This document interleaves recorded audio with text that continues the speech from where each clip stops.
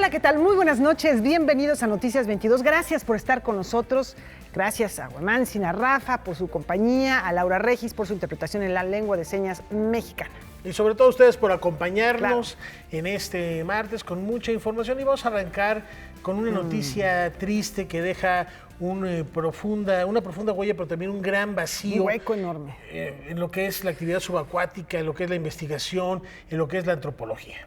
Así es, ayer falleció una de las más importantes investigadoras, antropólogas, subacuáticas, la pionera de la espeleología en México. En nuestro país, Laura, que tuvimos el gusto de entrevistarla en Noticias 22 en 2014, cuando se hizo la primera y única feria del libro de la Secretaría de Educación Pública en World Trade Center. Ella nos acompañó en esa ocasión, estaba ya mal un poquito de sus piernas en ese momento y decía que pues ya no podía bucear como ella quisiera.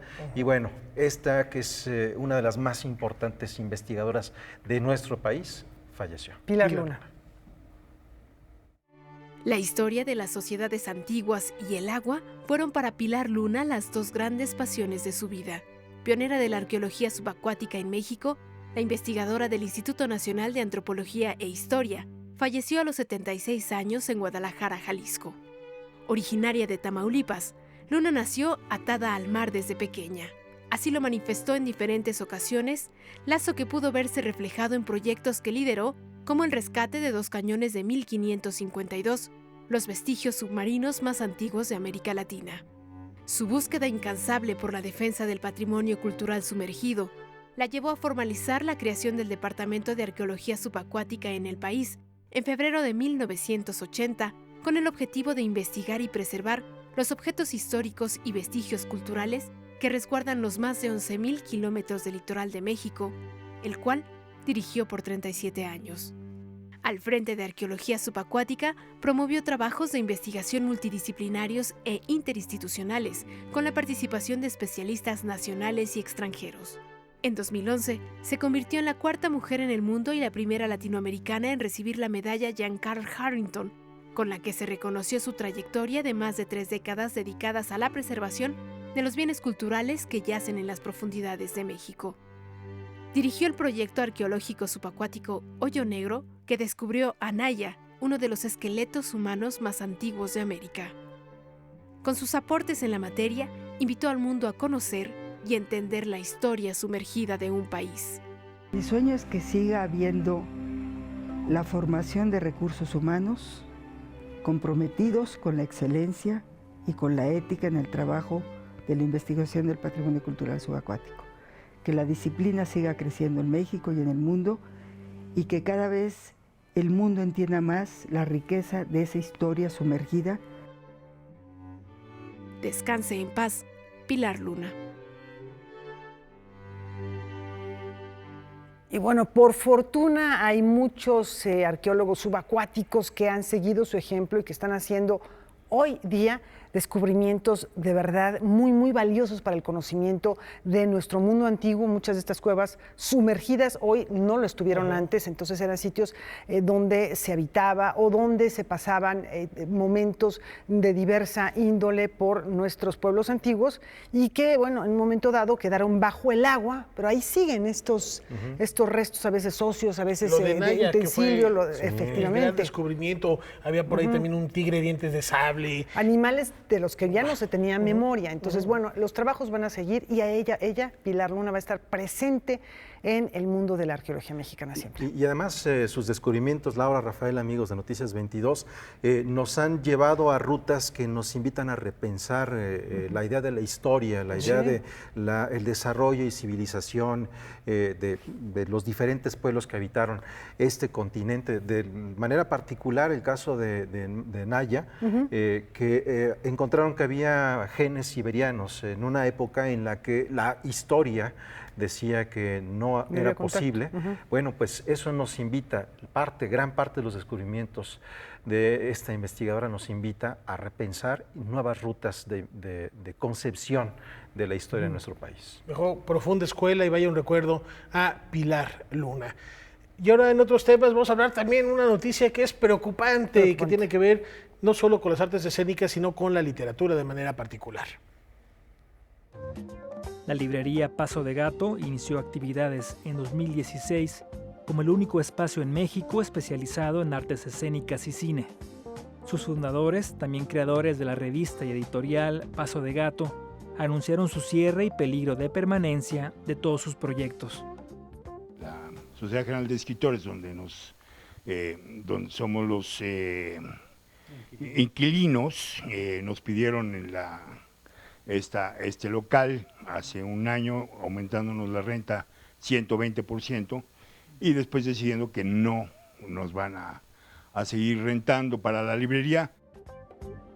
Para Jaime Chabot, el cierre de la librería es solo un síntoma del colapso de las iniciativas culturales independientes por falta del apoyo de parte del Estado mexicano. Estos proyectos independientes son de una fragilidad brutal, nos están poniendo contra la pared y bueno, lo único que no queremos es terminar no solo cerrando la librería, sino terminar en un cierre completo de actividades de la editorial. A través de sus libros y revistas, la editorial ha difundido por 20 años el trabajo de creadores hispanos en el mundo, sirviendo como un puente para el intercambio de la creación escénica. Lo que es un hecho es que también el viraje a nivel gubernamental respecto a las políticas de cultura está impactando de manera sumamente negativa en todas aquellas iniciativas independientes que hacemos cultura. No hay manera de que el tronco y las ramas las gruesas ramas del aparato cultural del Estado lleguen a todos lados. Y es ahí donde nosotros somos las ramas pequeñas, las ramas delgadas y el follaje que hace posible realmente que la cultura llegue a muchos otros lados. Los empresarios culturales llamaron a la Secretaría de Cultura para solucionar el problema por el que está pasando la librería y editorial. Estamos haciendo un llamado urgente a las autoridades a que platiquemos con ellos, a terminar de ver diferentes maneras de solucionar estos asuntos y poder sobrevivir. O sea, que no sea un gato en peligro de extinción. Noticias 22, Omar Vera. No, pues qué pena. Ojalá que pueda seguir este espacio, este proyecto, porque de verdad vale muchísimo, muchísimo la pena. Son muchos años de lucha. Bueno, vamos a cambiar de tema. La voz de Cecilia Vicuña se distingue por ser una de las más auténticas en la poesía contemporánea. Cecilia Vicuña creció rodeada de filósofos, científicos y artistas. Nació en Santiago de Chile en 1948 y a la par que jugó con la tierra y los animales que habitaron su hogar, cultivó sus chakras, leyó libros y asistió a talleres de creación artística. A los 16 años inició su trabajo poético, escrito y performático. Con desechos realizó pequeñas piezas escultóricas para representar el concepto de lo precario, término que relacionó con la muerte y la regeneración de la vida. A más de 50 años de distancia de esas primeras esculturas, ¿cómo se ha transformado su visión de precariedad? Me di cuenta que había otra clase de precariedad, que era la precariedad que se estaba empezando a hacer presente en los años 60 y que ahora se ha apoderado de todo el planeta, que es la destrucción permanente de las especies, la destrucción permanente de la vida. La precariedad empezó como un acto poético de generación y regeneración y ahora se ha convertido en otro sentido, el sentido del peligro por la falta de respeto a la vida misma, la falta de respeto al ciclo de la vida y de la muerte, que es un ciclo de regeneración. Nosotros estamos tomando y nos estamos regenerando. Eso significa fin. La devastación ambiental fue uno de los ejes temáticos seleccionados para presentar una retrospectiva del artista en el Museo Universitario Arte Contemporáneo. Bajo el nombre Veroir, el fracaso iluminado, se exhiben una selección de más de 90 piezas entre textiles, fotografías, videos y dibujos que Vicuña realizó desde los años 60 hasta la actualidad. Veroir se refiere a un verbo inventado por la también poeta como un acto de resistencia frente a la manipulación de la información y la verdad durante la dictadura chilena. Comprendí que cada palabra se conformaba de silencio y sonido, y que esa composición permitía ver el sonido y oír la imagen. Entonces, el poder que hay en una palabra en cuanto poder creador de realidades y en tanto poder destructor de realidades es infinito. Fíjate, por ejemplo, ahora cómo se está conduciendo la destrucción del planeta a través de lo que se llama fake news. Si tú la abres, la palabra mentira es destruir la mente. No solamente la mente humana, sino la mente de la cultura. El golpe que se dio en Chile para destruir la cultura y el conocimiento nativo, local, mestizo chileno, ese golpe ahora se está efectuando en toda la tierra.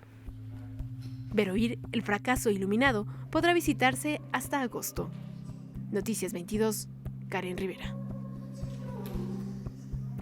Tenemos una pausa.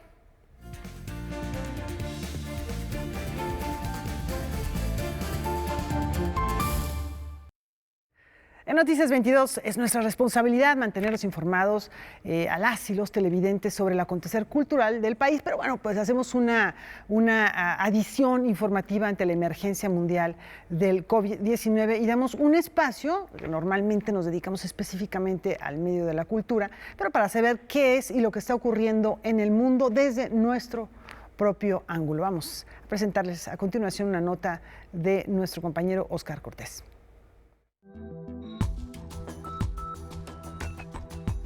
Para evitar el contagio de COVID-19 y consecuencias graves económicas, los jefes de Estado y el gobierno de la Unión Europea acordaron a través de una videoconferencia restringir por primera vez en su historia el acceso a los 27 países que forman la comunidad política. En primer lugar, todos nos declaramos de acuerdo con la propuesta de la Comisión de restringir la entrada en Europa de ciudadanos de países que no pertenecen a la Unión Europea o al área de la EFTA o de Gran Bretaña. Se trata en realidad del dictado de una prohibición de entrada con muy pocas excepciones. Esto debe ser aplicado por los países miembros. Tendrá una vigencia de 30 días y Alemania lo aplicará inmediatamente. En Estados Unidos, se aplicaron las primeras dosis de una vacuna potencial contra el coronavirus en humanos. Lo recibieron los primeros 4 de 45 voluntarios que forman parte de la primera fase de experimentación, que consiste en aplicarle 2 dosis a personas sanas durante un mes, para que los científicos verifiquen los efectos secundarios y las reacciones del sistema inmunológico. Se espera que la vacuna esté disponible el próximo año. Para hacer frente a los pedidos en línea, la compañía Amazon contratará en los próximos días a más de 100,000 trabajadores para reforzar sus operaciones en Estados Unidos. La compañía de Jeff Bezos invertirá $350 millones en elevar sueldos de sus empleados en estos momentos, en los que los usuarios han preferido utilizar este método que elimina la sensación de caos y las largas filas que se viven en los supermercados. Mientras que en México, se informó a través del Instituto Nacional de Antropología e Historia que se cancelará la ceremonia del equinoccio en Chichén Itzá, debido a que la zona arqueológica de Yucatán cerrará sus puertas a partir del 21 de marzo como parte de las medidas que se tomaron para mitigar el contagio por COVID-19. También se anunció que la zona arqueológica de Teotihuacán permanecerá abierta igual que los 162 museos de la Red Nacional del INAH, las 191 zonas arqueológicas del país y la zona paleontológica de Rincón Colorado, bajo el criterio de sana distancia, que consiste en desinfectar y reducir en un 50% su afluencia para que exista un espacio de 1 o 2 metros entre asistente. En el mismo sentido, los eventos y actividades artísticas programadas en este sitio, con motivo del equinoccio de primaveras, se reprogramarán, además de que no se permitirá el ascenso de los visitantes a las estructuras prehispánicas, en particular a las pirámides del Sol y de la Luna. Con información y texto de Óscar Cortés, Rodrigo Peredo, Noticias 22. Y bueno, ante estos comunicados que les hemos compartido sobre algunos recintos culturales que cierran, algunas obras de teatro que se cancelan, tenemos muchas alternativas, no solo las que les presentaremos en la pantalla de Canal 22, sino vamos a estrenar una sección esta noche aquí en Noticias 22, Agenda Virtual. Hemos hecho un recorrido por la red y lo haremos a lo largo de los próximos días para hacerles recomendaciones literarias, musicales, de museos que tienen su oferta virtual subida en la red, para que ustedes puedan hacer una decisión inmediata. Entre esto hay un concierto que es imperdible, mi estimado Guama. Así es, se trata de Rolando Villazón y Ana Netrebko, que van a presentar online Manon del Manantial. Entonces, bueno, propuestas como esas son fantásticas. También la Orquesta Filarmónica de Berlín está transmitiendo siempre lo ha hecho en los últimos años de manera particular, pero ahora con un mayor posicionamiento. Y lo que estamos viendo es parte de esta ópera que pues hay que recordar, Rafael, amigos, Laura, que Ana Netrebko y Rolando Villazón fueron protagonistas de una cantidad de óperas muy importantes y que llamaron la atención de mucha gente a lo largo de los años, especialmente a principios de este siglo, ¿no? Así es, y ahí lo tienen en el Staatsoper bajo demanda, Manon de Jules Massenet, con esta dupla extraordinaria que tiene grabaciones formidables. Una probadita de lo que pueden disfrutar si entran a la página que ha estado apareciendo en este momento en sus pantallas.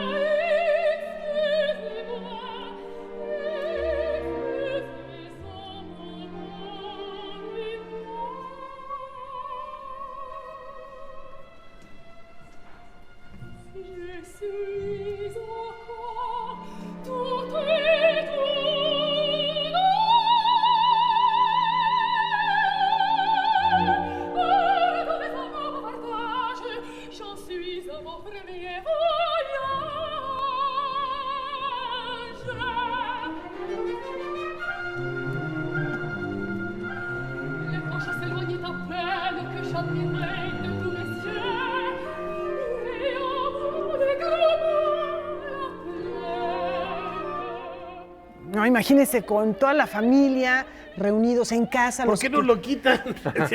No, qué rico. Pero bueno, ya lo decías, Rafa, muy bien que es bajo demanda, así que uno se puede meter a esta página y disfrutar. Ahora que si quieren algo visual, hay un sitio que se puede visitar que, bueno, la verdad, de por sí no era fácil ir. Pero ahora, de por sí no nos quedaba tan de cerca. Pero ahora lo podemos visitar y vamos a conocer una de las obras de este sitio, ¿no? Así es, se trata del Museo Van Gogh. Los comedores de patatas, obra terminada en 1885, es por muchos considerada como la primera gran pintura de Vincent Van Gogh. En ella se muestra 4 mujeres y un hombre alrededor de una mesa cuadrada comiendo papas. Aunque la pieza presenta un atisbo de oscuridad, los rostros de los personajes reflejan una mezcla de emociones que se intensifica gracias a una pequeña lámpara que cuelga justo encima de ellos.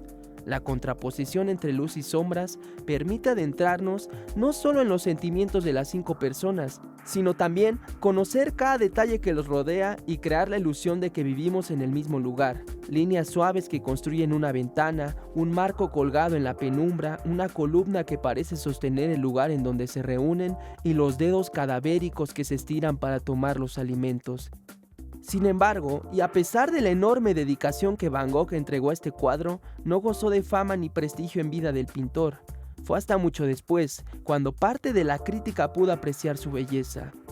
Esta obra pertenece a la colección de más de 200 pinturas del artista holandés que se encuentran en el Museo Van Gogh en Ámsterdam, Holanda, el cual cuenta con un recorrido virtual que está dividido en 3 secciones. En la primera conoceremos la historia de Van Gogh a través de sus pinturas, en la segunda se exponen investigaciones realizadas sobre algunos de sus cuadros y en la tercera se expone una colección de pinturas del siglo XIX donde se observa la relación de los artistas contemporáneos de Van Gogh con su obra.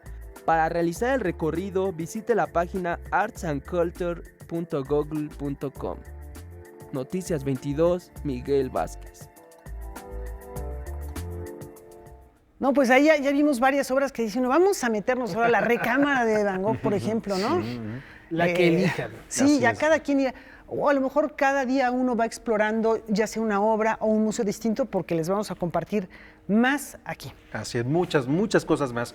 Nada más como un guiño, en los Países Bajos, además del Museo Van Gogh, también está el Rijksmuseum, que está recientemente ofreciendo recorridos virtuales para que la gente disfrute del arte de los Países Bajos, uno de los países o uno de los lugares, Laura Rafael, en donde la pintura se dio y se dio bastante y además un museo bien, ¿no? donde hay mucha obra de Rembrandt. Y se sigue dando, Sí. La gran parte de la colección de obra de Rembrandt la tienen ahí, y muy vasto, muy grandote. Ahí yo creo que se puede quedar uno días y semanas. Y aquí procuraremos hacerles la provocación a partir de una obra, a partir de alguna historia, a partir de alguna melodía, para empezar a visitar estos lugares y esta riqueza cultural que también resguarda la red. Y por qué no un día ponernos a leer, ya que la UNESCO puso a disposición gratuita del mundo su Biblioteca Universal. Efectivamente. Y bueno, yo creo que vamos a tener la oportunidad de entrarle a muchas obras que a lo mejor por tiempo no podíamos hacerlo antes, obras grandes de la literatura, Sí. ¿no? El Quijote y todo, que además ahí les hacemos una recomendación para que vean cuánto tiempo tienen que dedicarle a cada una de estas obras y más o menos vayan haciendo sus cálculos, ¿no? Así es. Y si lo leen en voz alta es más divertido. Con un Esa me diccionario parece una junto. excelente idea, leerles a los niños, por ejemplo, en casa. Así es. Y bueno, es momento de hacer una pausa. Como siempre, les recordamos que al terminar este espacio inicia Debate 22, como siempre con temas interesantes, llenos de controversia, llenos de reflexión. Y en esta ocasión, Yuli García los espera con el tema Pan, ¿dónde están? No se lo pierdan. Una diversidad de temas que continúan aquí, la riqueza de programación de Canal 22. Bueno, vamos a hacer una pausa, tenemos más al volver.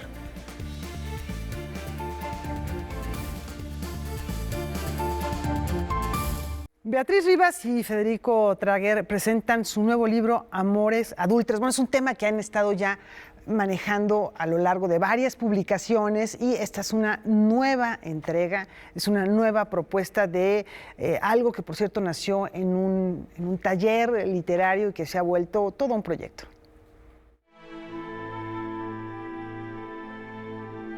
Amores Adúlteros, novela de Beatriz Rivas y Federico Traguer, es una historia de amores prohibidos e infidelidad, en la que dos amantes sin nombre y descripción física se reencuentran para volverse a enamorar.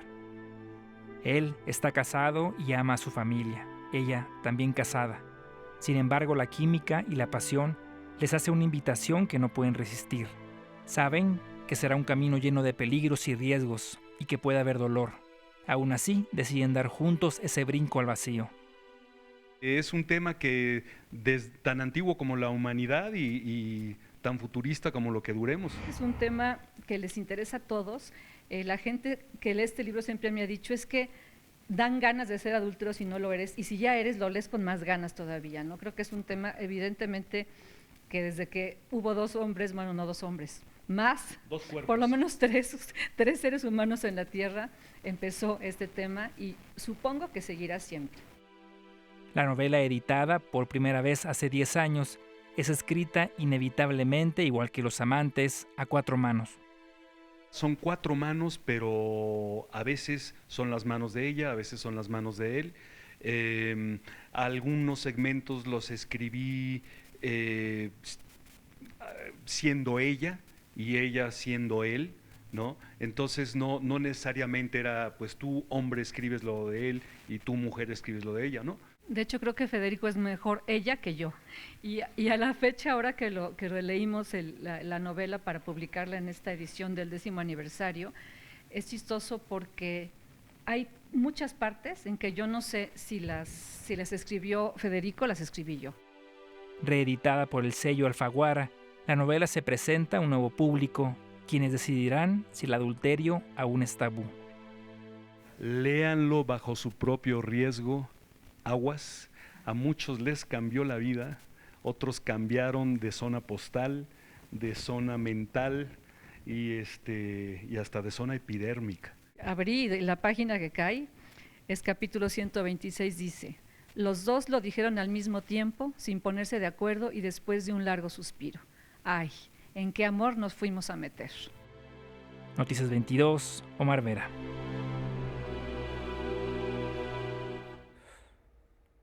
Bueno, yo la verdad este libro no lo conocía, Laura. Tú dices que es un taller pero que han ¿sabes qué? desarrollado varias cosas. Está intenso, ¿eh? O sea, sí. No se lo regales a tu tía. Bueno, a lo mejor sí, sí, ¿no? A la soltera. Sí, ¿verdad? Ahí sí, pero sí están subiditos. Sí. Bueno, la verdad sí, digo, esto además yo creo que también va a despertar el morbo a mucha gente. Vayan y se lo van a leer muy a gusto, yo creo que lo van a disfrutar. Bueno, una maestra mía en la secundaria por el morbo me hizo leer a Puleyo.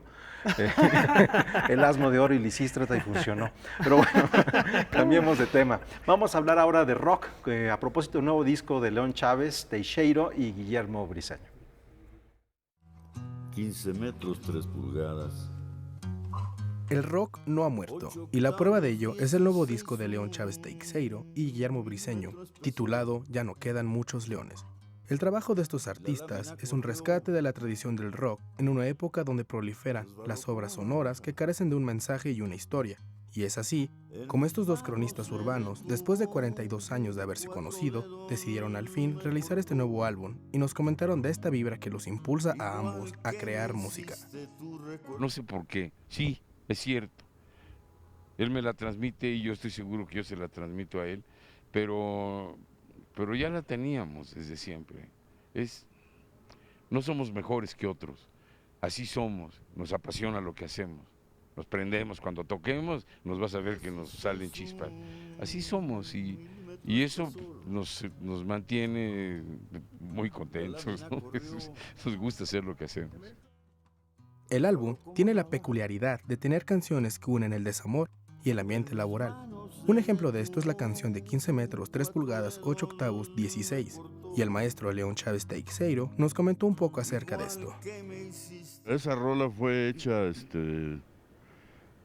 en parte, bueno, porque alguna vez tuvimos experiencia de estar en fábricas. Andábamos además con un dolor de amor. Y me puse a platicar con un amigo del barrio ahí de Martín Carrera, que trabajaba en una fábrica precisamente de láminas. Entonces me platicaba lo peligroso que eran las láminas, que resbalan y te pueden desollar, ¿no? Y cuando yo oí eso, me prendí y se me ocurrió hacer precisamente una rola relacionada con el trabajo, con el estar recordando a la mujer y hacer esta especie de trenza entre la fábrica y el amor, etcétera, etcétera. Sí, de ahí salió 15 metros, 3 pulgadas, 8 octavos, 16. El disco está disponible al público en las plataformas de Spotify y YouTube, donde pueden apreciar el trabajo de ambos artistas con gran trayectoria en el medio musical. Noticias 22, Héctor Martín del Campo. Unos clásicos ya, ¿eh? No, qué bárbaros. No, todo lo que hacen vale la pena. Sí, no, Guillermo, gran músico, un abrazo. Gran maestrazo. Gran músico. Bueno, vamos ahora con el cuerpo. ¿Cómo ven? Vamos con la imaginación. Ni modo de dejarlo. Con el cuerpo, la imaginación, una manera distinta de hacer esculturas y un artista español que está de visita en México y que nos platica este proceso creativo poco diferente.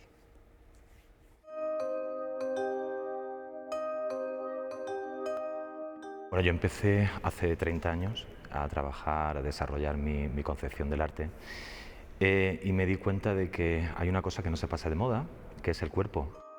Al experimentar con piezas de resina de poliéster, descubrió un método que le permitió hacer esculturas con su propio cuerpo. Comenzó haciendo moldes de sus dedos, después continuó con sus manos hasta llegar a plasmar expresiones faciales con el torso, en un proceso agotador en el que también se juega la vida. Empecé a desarrollar, a utilizar mi cuerpo con mucho miedo, con escayola, sumergí mi cuerpo. Yo necesitaba la huella. Soy una persona muy pragmática que necesita tocar para creer. No necesita distancia, no necesita historia, necesita tocar para creer. La única forma de poder convencer al espectador es creer en lo que haces y es emocionarte. Si no hay emoción previa, es imposible conseguir una emoción posterior. Pero al final, mi trabajo es una actitud y mi actitud es dura.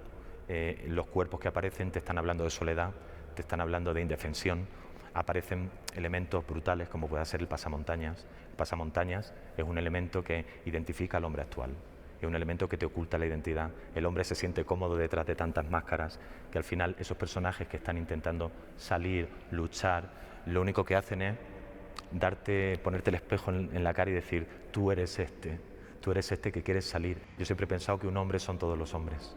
Lo único que nos cambia es el contenido. Al final se trata de reconocer una cosa que se ha olvidado, y es que el hombre es un milagro. El hombre es un milagro. El hombre es un material blando que se mueve y solamente está en las emociones. Y en ese sentido es una cuestión de reivindicar a la persona, de que la persona tiene necesidad de poder gritar, de poder hablar, de poder sentir pero sin colador, de poder sentir y de poder emocionarse, ¿no? Con información y texto de Óscar Cortés, Óscar Helguera, Noticias 22. Bueno, reiteramos para quienes están guardaditos en casa, bueno, pues ya les dimos el recorrido. Así es. Y con entrevista exclusiva, ¿qué más quieren? Directamente desde España, una obra que se está exhibiendo en la ex capilla de Guadalupe, allá en Miguel Hidalgo.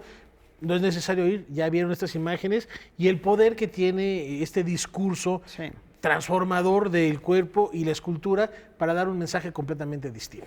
Bueno, y ahora cambiamos de tema, vamos con la Asociación para la Arquitectura Moderna Mexicana. Preocupados por el desarrollo urbano, pero sobre todo porque se vea la arquitectura como un recurso patrimonial, es que se ha creado la Asociación para la Arquitectura Moderna Mexicana, AC. Nosotros hemos creado una fundación particular de arquitectura moderna en donde vamos a tratar de acercarle puntos de vista a la autoridad, de acercarle también información. Vamos a crear unos archivos, vamos a crear una biblioteca, vamos a crear un centro de atención para que las personas que quieran saber de la historia de la ciudad puedan tener un lugar donde acceder. Estamos en ese proceso, es una fundación privada, particular. Es nuestra manera de no nada más hablar de lo que debiera de ser, sino nuestra manera de hacer las cosas que consideramos que se deben de hacer desde el territorio de las acciones privadas, particulares. En el patronato, el cual está integrado por 30 personas como Mauricio Rocha, Fernanda Canales, José Reigadas, Félix Sánchez y Juan José Coché. Será en 2 meses que den a conocer sus primeras acciones de trabajo y la que será su sede. La idea es tener un sitio donde podamos tener una biblioteca especializada en arquitectura, un centro de información para todos aquellos que quieran saber de la historia arquitectónica de la ciudad y de fuera de la ciudad también, un sitio donde podamos iniciar las visitas guiadas que queremos organizar, un sitio donde se puedan reunir los especialistas que puedan emitir algún documento que pueda ser interesante para la autoridad, o que pueda analizar un problema, o que pueda tener una rueda de prensa para informar sobre alguna situación. Vamos a estar enfocados específicamente en el rescate de documentos, en el rescate de la memoria, en el rescate de los archivos, en el rescate de las fotografías, muchas cosas que están sueltas, ¿no? Y que hemos ido identificando con algunos amigos que van a ser parte del patronato. Noticias 22, Alberto Aranda. Tenemos una pausa. Volvemos pronto.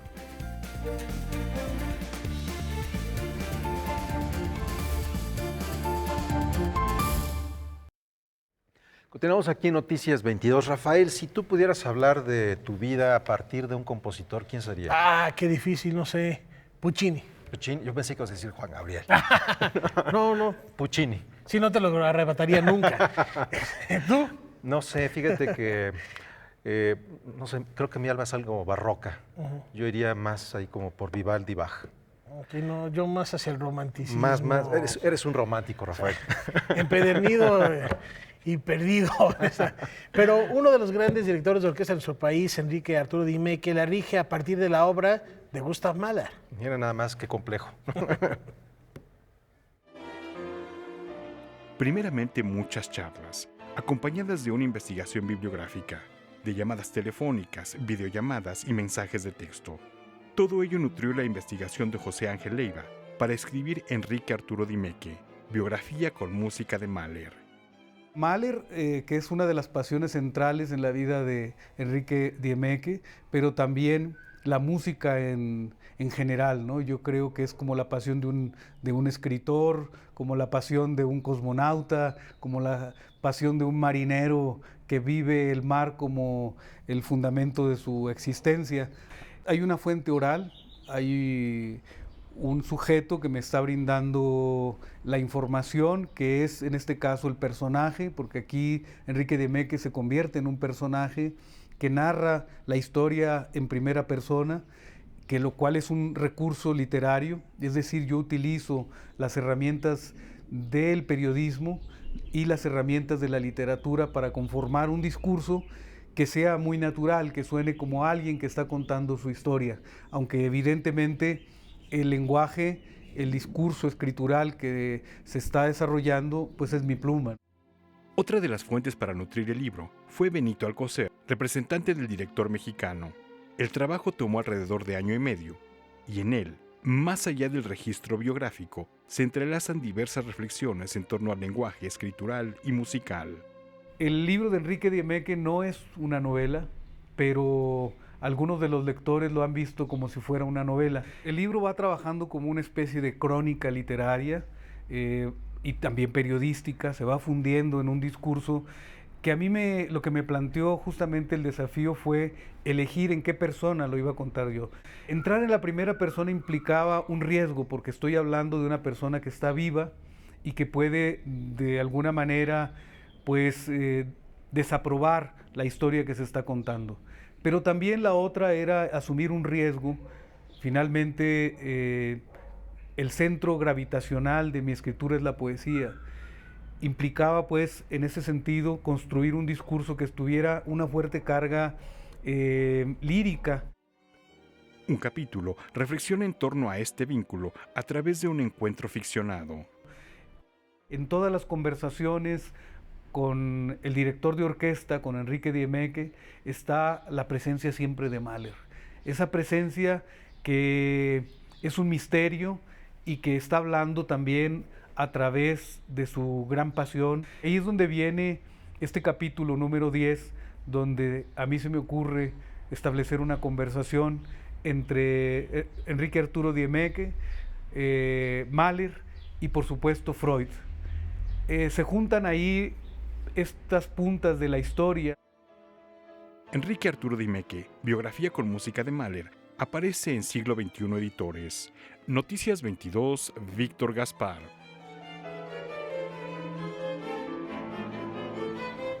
Pues seguimos nosotros hablando de compositores y de qué manera podemos, así como Enrique Arturo Diemeque, hablar de nuestros procesos.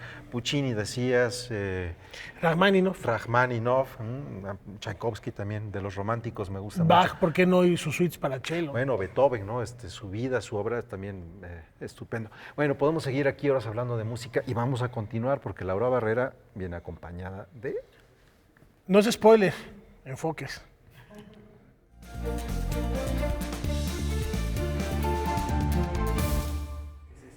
Es un creador de texturas, ambientes y colores. Ha traído a México instrumentos nunca antes vistos en este país. Ha propiciado la creación de música y de proyectos que dejan al público y a la crítica con la boca abierta. Bueno, la boca, los oídos, los ojos abiertos y ávidos de ver y de descubrir más. Dice que la música es una voz que puede sanar. Esto es un ejemplo de ello. De esto y más vamos a platicar con Alejandro Escuer. Doctor Alejandro Escuer, hola. Qué trayectoria tan brillante, qué desarrollo en tu vida, de veras que llama mucho la atención todas las etapas. Pareciera que todo estuvo muy bien planeado, el haber estudiado, sociólogo, el haberte especializado después en la flauta, en música contemporánea, después saltar al mundo de la multidisciplina y después la interdisciplina, el mundo de lo visual, colaboraciones con los músicos más importantes del mundo, Stockhausen alabándote, en fin, de verdad que llama mucho la atención. Tú ¿has planeado de una manera muy clara qué es lo que quieres hacer desde muy jovencito? Gracias, Laura. Pues mira, la verdad, ciertas cosas se planean y ciertas otras no, vienen en el camino. Como siempre, la vida es eso, aventuras y la pasión por hacer lo que nos gusta. Yo desde muy joven tuve la claridad de que las artes me jalaban y no sabía, y ahí había una tirantez entre las artes plásticas y la música.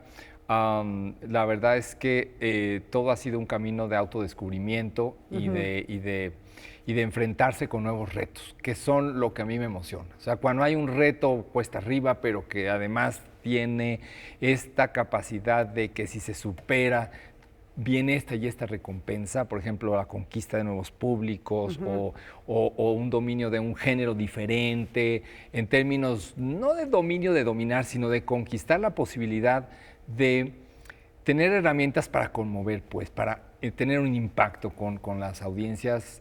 Para mí es muy emocionante. En realidad, no sé, cuando empecé tocando, por ejemplo, la flauta y abracé la música y el instrumento, pues uno tiene esta tradición del instrumento de la flauta como un instrumento de la orquesta sinfónica, es un instrumento que rara vez se escucha solo, siempre está acompañado, ¿no? Y hay como expectativas o incluso clichés dentro de las especialidades. Entonces, en mi caso fue descubrir que el camino era justo romper con todas esas expectativas y abrir pues nuevos caminos.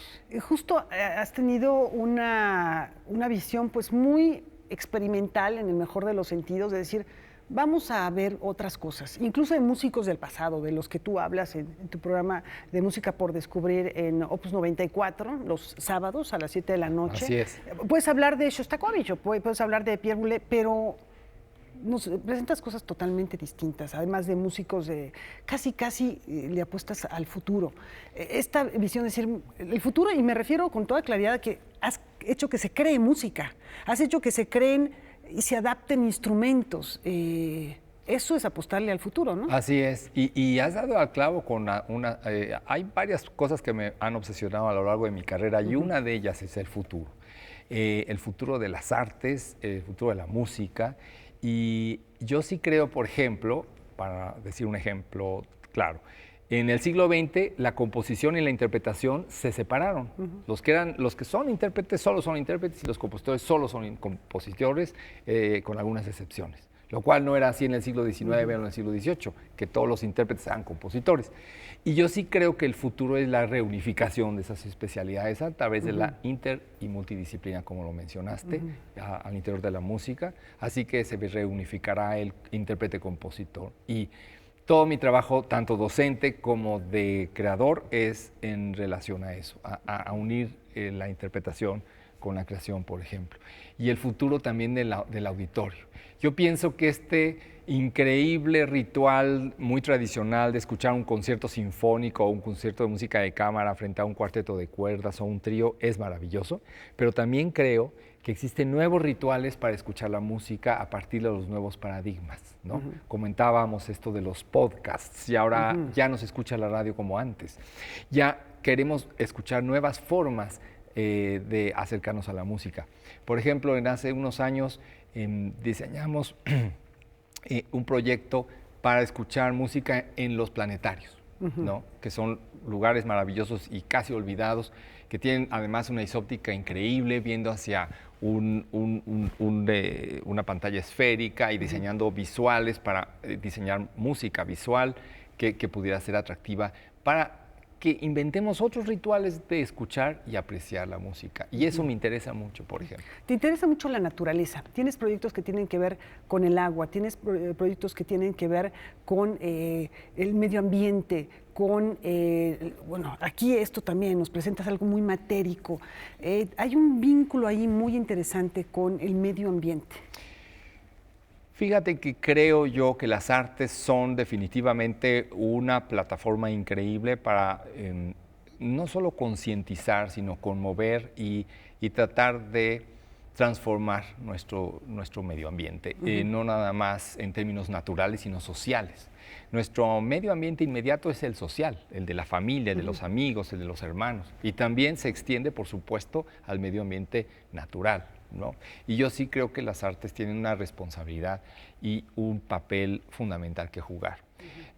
A mí me parece que esa relación entre lo la naturaleza y los centros urbanos o los centros sociales en general o instituciones sociales que nos inventamos los humanos, es fundamental en la relación, por ejemplo, público-escena, en la relación entre lo que es expresivo y lo que nos conmueve, y también en lo que las artes, digamos, tendrían que hacer como misión social, ¿no?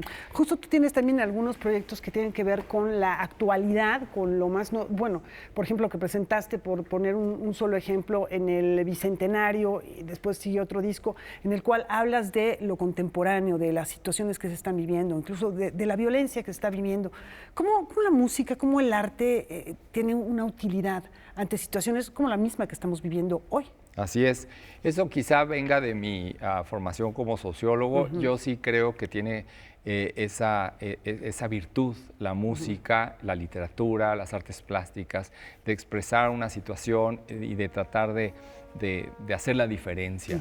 Y no solamente en términos de, bueno, utilicemos la música para concientizar o para conmover, sino también es ese devenir en sí mismo que las artes tienen y que es interno de su estética, que se va configurando a través de la historia. Y eso a mí me parece muy importante porque se relaciona además, siendo estético, con la filosofía y la manera de pensar. Todas las épocas tienen una forma de resolver los problemas y una ideología, una forma de acercarse ante los retos. Y pienso que las artes no deben quedar fuera de todo este devenir. Por ejemplo, los padres deberían de considerar a las artes como una herramienta fundamental de cohesión entre los hijos y los padres, o entre los abuelos, o entre los primos, y esa relación con sus amigos, y cómo enriquecer ese círculo a través de la educación artística, por un lado, y cómo puede eso desarrollar vínculos en términos de identidad también, ¿no? Que para mí en el futuro la identidad regional o artística va a tener que ver más con eso que con artificiales barreras políticas o visas o muros o este tipo de diseños relativamente o altamente artificiales y que no nos quedan finalmente, como que son camisas de fuerza que no van con el ser humano en realidad, sino con intereses específicos de grupos específicos en el poder. Ahora, ya muy pronto yo creo que vas a tener que empezar las celebraciones porque lo merece de los 25 años de la agrupación Onyx Ensemble, porque ya se van a cumplir el próximo año, ¿no? Así es. Es un público seguramente el que tienes que ha ido creciendo contigo. Empezaste siendo, pues, obviamente muy, muy jovencito, y ese público, pues, también era un público de muy jóvenes. ¿Cómo lo has visto? No sé si tienes, me imagino que sí, tienes una observación del público que te ha seguido, el público que se ha ido quizá educando en la música, como le quieras llamar, contemporánea, música nueva, música que la gente solía decir hace unas décadas que alejaba al público, que era de espaldas al público. ¿Cómo ha cambiado toda esta relación? Pues las tecnologías han tenido un impacto impresionante en todos los sentidos y todos lo sabemos, no tengo que enfatizarlo. Sin embargo, en la difusión de la música y la música contemporánea en particular ha sido muy beneficioso. Todo el mundo puede escuchar en cualquier momento pues nuestro trabajo. Una de las cosas que he sentido ante el público es que efectivamente hemos crecido en seguidores en términos de que que escuchan nuestras grabaciones, están atentos a nuestros proyectos. La verdad es que hemos aprendido a diversificar, Laura, de una manera impresionante. Por ejemplo, Onyx ahora no nada más es un grupo, también es una empresa, también es un programa de radio semanal, también hay subgrupos dentro del grupo que hacen música contemporánea y que hacen que el nombre de la música contemporánea y nuestros compositores se escuche en cada vez más espacios. Y también buscamos que haya investigación, exploración y experimentación para descubrir nuevas formas de relacionarse con ese público. Por ejemplo, tenemos este año un nuevo proyecto que se llama se llama Música Contemporánea, Nuevas Generaciones, donde estamos buscando dar a conocer la música de compositores menores de 30 años, ¿no? Y tenemos también Volúmenes, que es música creada por ti. Exacto, bueno, cada quien en Onyx tiene pues una beta. Por ejemplo, alguien hace el énfasis, además de ser miembro del grupo, de dar clases, de ser especialista en un instrumento. En mi caso, pues la composición pues, es muy, muy importante y me he especializado en música electroacústica y música acusmática que se puede escuchar pues en bocinas con un gran sistema de sonido o unos audífonos muy, muy buenos. En general está diseñado para eso. El audio es una experiencia inmersiva, ¿no? En donde utilizo pues los sonidos, como bien dices, del agua, del aire, de muchos instrumentos sui generis combinados con otros, por ejemplo el didgeridoo, que es un instrumento australiano, interactuando con voz, con electrónica, con percusiones. Una de las piezas, por ejemplo, es con percusiones sumergidas, o sea, en agua, y entonces se microfonea y entonces el sonido es distinto, se modifica a través de las ondas del agua. Vaya, eso suena muy atractivo, muy atractivo. Para nuestro público seguramente se puede también descargar de plataformas nuevo, o todavía no. Creo que está a punto de salir, si no es que ya salió. Por favor, en tu página hay actualizaciones, que te sigan y que estén al pendiente de tu programa los sábados. Música por descubrir. A las 7 de la noche. A las 7 también, que ahí a través de este medio estén al pendiente de tus comentarios y de tus acercamientos a compositores de hoy y del futuro también. Y a todas las propuestas que tiene Onyx y que tiene Alejandro Square, que son muchas, música comisionada, artistas, decenas, cientos de piezas, muchos autores jóvenes, en fin.